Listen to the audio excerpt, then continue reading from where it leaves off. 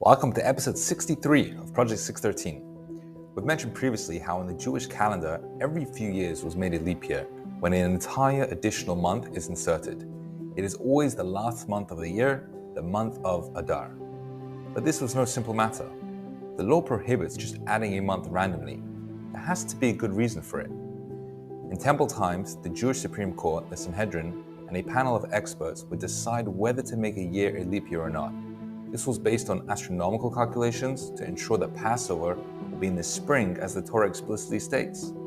But this was also based on practical considerations. For example, if it was a rainy winter, the roads were muddy, and the Jews would not be able to travel to Jerusalem for Passover. So the panel would consider adding a month before Passover so the roads can dry up and other similar factors. Talmud states, however, that the king or the Kohen Gadol, the high priest, may not sit in on the court proceedings to decide whether there should be a leap year. The reason being because they both have a personal interest.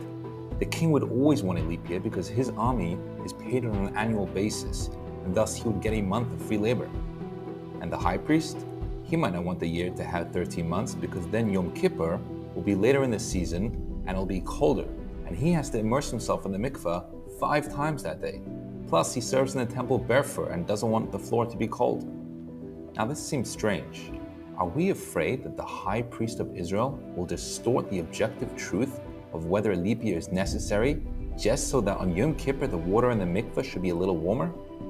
Yet Judaism recognized how deep human bias runs.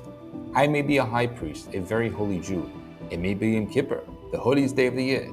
I may be dealing with a national issue, adding a month to the year for the entire Jewish world with all of the great consequences. Yet deep down, consciously or unconsciously, what is determining my decision?